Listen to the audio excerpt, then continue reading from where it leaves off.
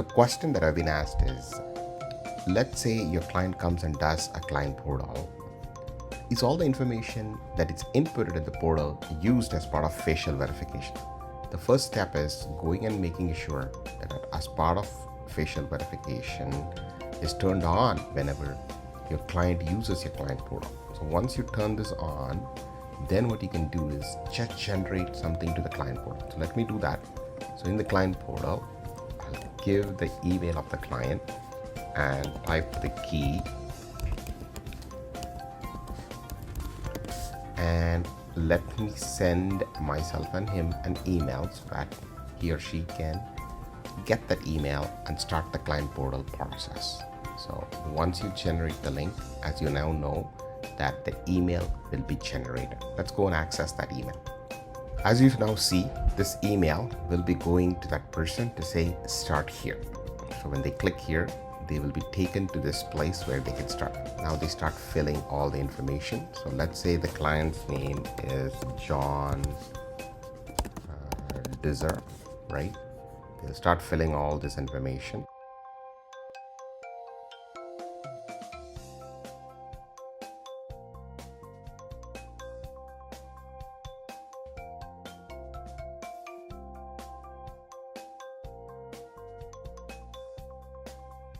And hit the submit button.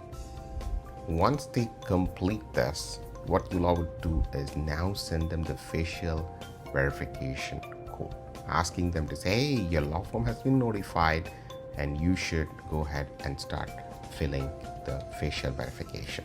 Let's see what comes to you.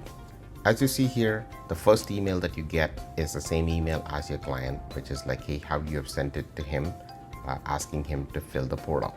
The second email you get is John Dizer has actually completed the form filling process. Now you get a series of emails which is about what is happening to him. In this case, you're obviously waiting for him to do his consent, right? And you're basically receiving status notification as he's progressing on facial verification. Now, if you look at it from the client's perspective, he would have received this email to say, hey, we need to do your background screening, which is the facial verification process, and he can begin the facial verification process.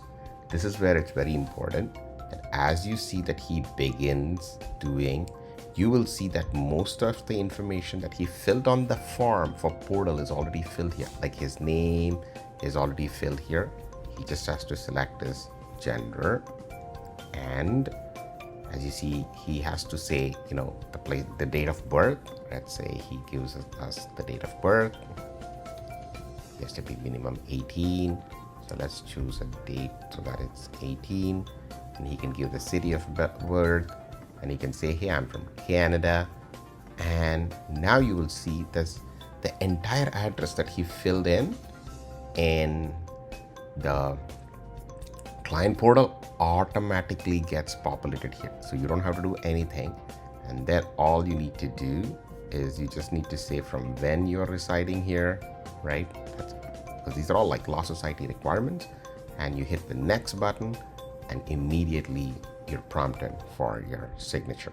As you see here, things that you populated in the client portal are all being immediately used here, and we start loading the facial recognition process where you show your face, and then we would continue to finish the facial recognition. So now if I go back to uLaw and verify John Dizer, so let me just search for him. There you go. Everything that he filled in, the phone number, the email, the address, the notes, right? Whatever he filled in, we found you via Google, everything here is filled. If he took the time to fill everything that we gave in the portal, you got it accurately here, and the facial recognition has also taken the PII information directly from here. So you can see the amount of time we save for you, the amount of accuracy we will for you, and we streamline the process extremely well. So if you just go on the action here and click on the status, all you're doing is you're just waiting on the candidate. As you saw here, he did not complete his facial yet, but the minute he completes it, everything will be fine. as you see now, like obviously John Dizzer doesn't exist. I tried to do some fake things, and then you basically get a status notification that it's complete, but it failed.